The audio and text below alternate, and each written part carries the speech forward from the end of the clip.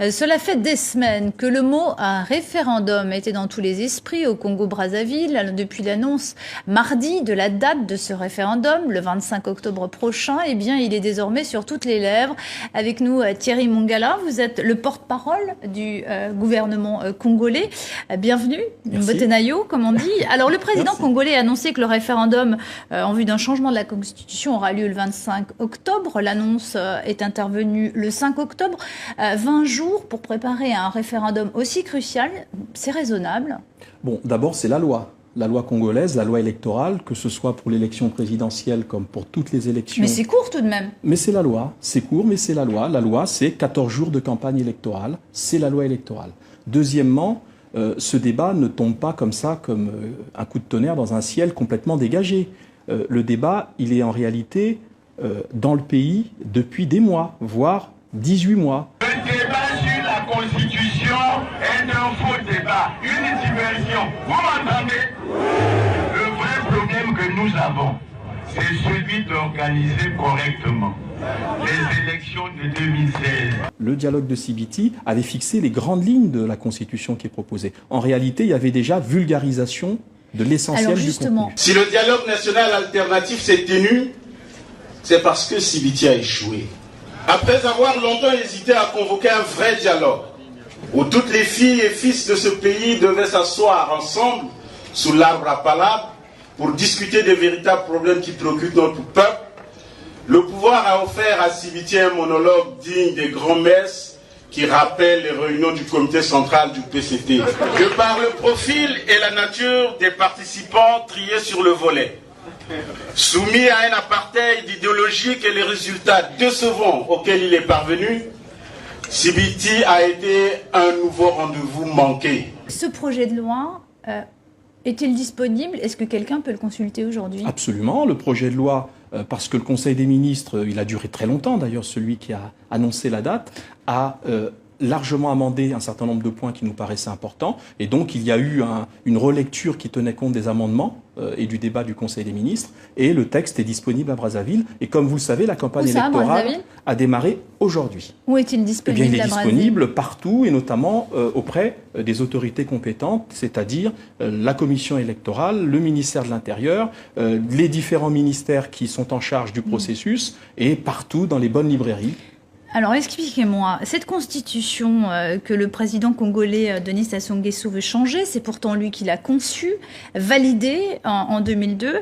Ça peut paraître surprenant qu'il veuille la changer aujourd'hui, dans la mesure où en fait jusqu'ici il n'avait jamais mentionné qu'elle ne convenait pas, qu'elle contenait des failles. À plus de 70 ans, on n'est plus éligible. L'élection présidentielle, ce sera en 2016. Et les élections législatives en 2017. On a le temps de les voir arriver. Travaillons d'abord. Viendra après le temps des joutes électorales. Non, la Constitution, elle ne convient pas en soi. La Constitution avait un rôle historique qui était de permettre, par une concentration du pouvoir d'État entre les mains du chef de l'État, d'aider à la reconstruction du pays qui était exsangue il y a une quinzaine d'années. Et donc cette constitution qu'on peut considérer comme une constitution d'exception, puisqu'elle était en train de déroger à la tradition constitutionnelle du Congo, a rempli son rôle historique, qui était de rétablir le pays dans ses fondements. Et aujourd'hui, nous entrons dans une autre phase. Pourquoi avez-vous peur aujourd'hui? Pourquoi détestez-vous seulement maintenant? Une constitution taillée sur mesure qui vous a pourtant tout donné. Argent, femmes, voyage, prestige, honorabilité, le lait et le miel, les allées noires, lait. Non, il ne faut pas être méchant jusqu'à ce point. Lelo ya yo, lobi ya moninga, mokili tour à tour. Mokili tour à tour. C'est ce que nous ont appris les anciens. Ce qui pose véritablement problème, c'est bien sûr l'article 57 qui prévoyait la limitation des mandats. Désormais, donc, qui dit nouvelle constitution dit redistribution de la règle du jeu, mais aussi des cartes. Vous comprenez quand même, les États-Unis s'inquiètent notamment de ce changement de règle du jeu. Qu'est-ce que vous leur répondez ce soir? Alors, je ne comprendrai pas l'inquiétude de la communauté internationale et des pays amis à partir du moment où le processus démocratique, c'est-à-dire la consultation du peuple qui va se dérouler le 25 octobre, est la règle qui a été choisie par le président de la République. Ce qui a été fait par le peuple, puisque la constitution actuelle a été votée par le peuple. Et le même peuple est consulté aujourd'hui pour lui demander s'il accepte l'évolution de la gouvernance du pays. En quelle langue te faire comprendre que tu n'en as pas le pouvoir ni les prérogatives? En Bambara ou en Aoussa? Avec ton fichier électoral bourré de faux et usage de faux, ton référendum pour les nuls n'aura pas lieu. Pour un médiateur international, tu as des pratiques louches, camarade. Au-delà de ce problème qui semble être un chiffon rouge pour la classe politique, il faut regarder les innovations de cette constitution. C'est une constitution qui va permettre la parité des hommes-femmes, qui va ouvrir la classe politique à la jeunesse. Forcément la constitution pour y J'entends arriver, bien, on peut mais amender. madame, la question qui se pose, c'est surtout le rétablissement de notre tradition constitutionnelle, c'est-à-dire le retour à un régime semi-présidentiel avec un partage du pouvoir entre un gouvernement réellement responsable devant le Parlement et un chef de l'État en charge de l'essentiel et non plus de tout dans le pays. Peuple, lorsqu'un homme affiche visiblement une posture donnée en public pour organiser unilatéralement une chose qu'il n'a jamais faite en temps normal, cela veut dire que c'est flou, il y a un loup. Alors, au Burkina Faso, c'est justement le référendum qui déclenchait justement un changement de constitution. C'est justement l'article concernant la limitation des mandats qui a mis le feu aux poudres, qui a provoqué la chute de Blaise Compaoré. Est-ce que ça fait écho? Est-ce que c'est quelque chose auquel vous pensez? Est-ce que vous n'avez pas peur que finalement ce scénario se reproduise à Brazzaville? Je sais que Brazzaville n'est pas Ouagadougou, mais tout de même. Non, madame, il y a une inexactitude, si je peux me permettre.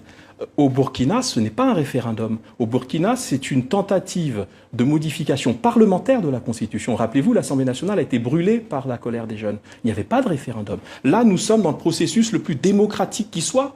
Consulter son peuple n'est quand même pas un crime d'État. C'est quand même, je crois, en démocratie, le nec plus ultra. Il n'y a pas de coup d'État, à mon sens, qui passe par la consultation du peuple. Peuple congolais, est-ce que quelqu'un de normal, qui est sûr que s'il organise un référendum sans qu'il ne triche, ne fraude, ne cafouille, va gagner, peut-il craindre que la véritable opposition que ces sbires corrompus traitent de radicale n'ait pas un accès libre et permanent dans les médias d'État? Peut-il avoir peur de faciliter la mise en place d'une bonne gouvernance électorale?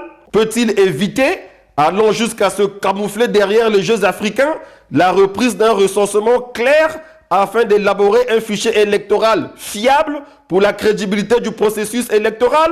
Peut-il avoir peur de la mise en place d'une véritable commission électorale indépendante? Peuple congolais, est-ce que quelqu'un qui se dit démocrate, un médiateur international, chantre de la paix, peut-il se permettre de faire un coup d'État constitutionnel et être applaudi par vous? Non, non.